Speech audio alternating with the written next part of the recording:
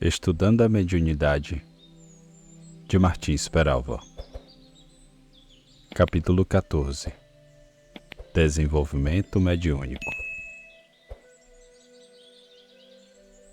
O capítulo Sonambulismo Torturado, que nos forneceu ensejo ao estudo do vampirismo, é rico em observações relativas aos variados processos de resgates, os quais se expressam no mundo à maneira de complexos distúrbios mediúnicos.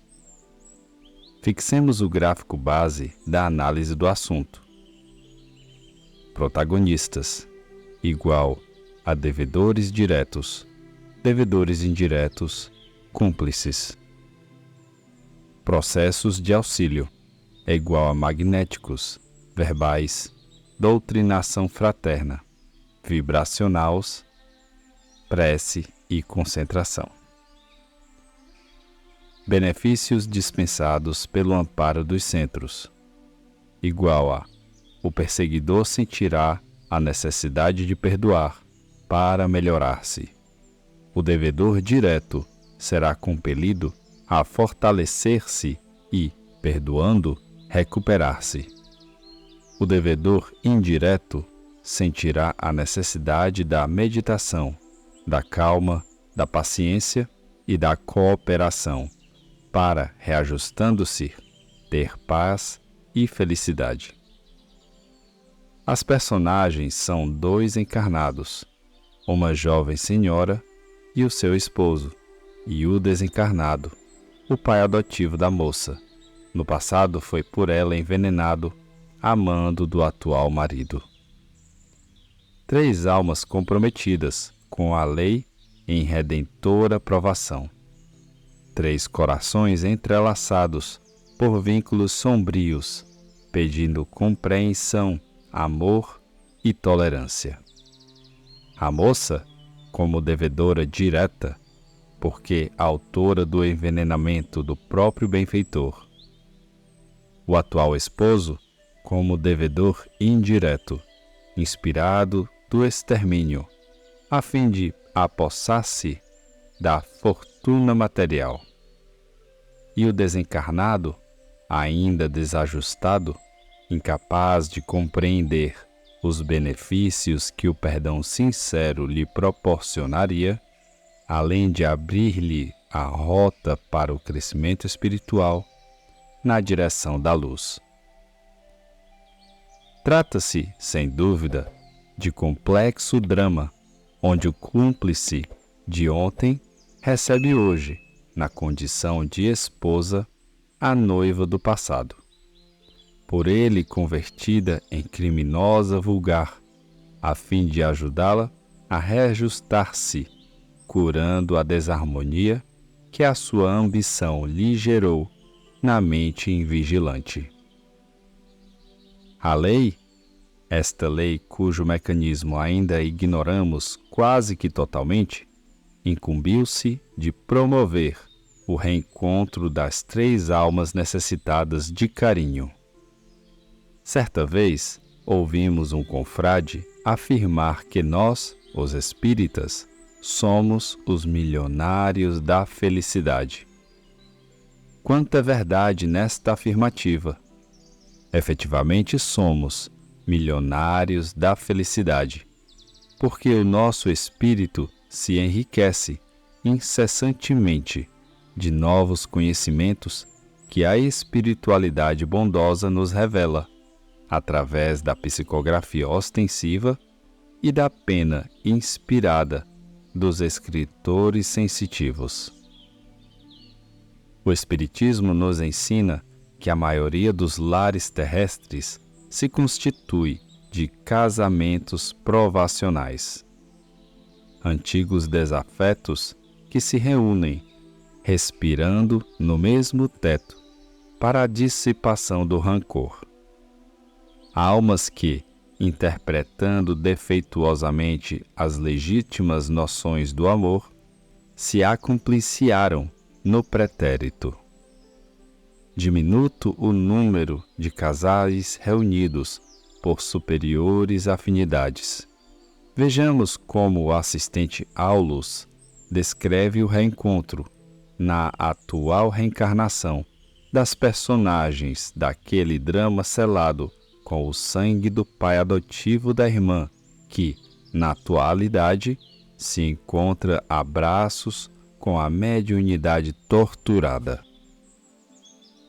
De certo, nosso companheiro na atualidade não se sente feliz. Recapitulando a antiga fome de sensações, abeirou-se da mulher que desposou, procurando instintivamente a sócia de aventura passional do pretérito, mas encontrou a irmã doente que o obriga a meditar e a sofrer. Tem razão os benfeitores espirituais quando asseguram que os templos espíritas vivem repletos de dramas comoventes que se prendem ao passado remoto e próximo.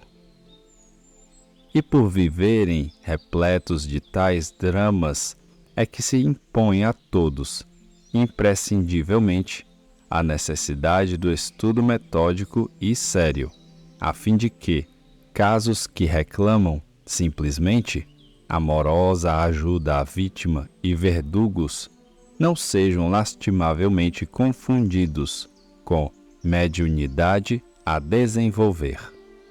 O caso em tela é um desses. Uma casa espírita menos avisada iniciaria logo, com prejuízos para a irmã doente, o seu prematuro desenvolvimento mediúnico. Um grupo consciente, como o visitado pelos irmãos André Luiz e Hilário, cuidaria, antes de tudo, de curá-la e ao perseguidor. É uma médium em aflitivo processo de reajustamento. É provável se demore ainda alguns anos na condição de doente necessitada de carinho e de amor. E completando o informe com valiosa advertência aos dirigentes. Desse modo, por enquanto, é um instrumento para a criação de paciência e boa vontade no grupo de trabalhadores que visitamos, mas sem qualquer perspectiva de produção imediata no campo do auxílio, de vez que se revela extremamente necessitada de concurso fraterno. Deduz-se, assim, que toda pessoa que procura os centros espíritas, assinalada por complicados distúrbios mediúnicos, não deve ser levada de imediato, sistematicamente, à mesa do desenvolvimento. Antes de tudo, a ajuda fraterna, com o esforço pelo reajustamento. Depois, sim, servir ao bem, com a mente harmonizada e o coração guardando, como sublime tesouro, aquela paz e aquele anseio de auxiliar o próximo.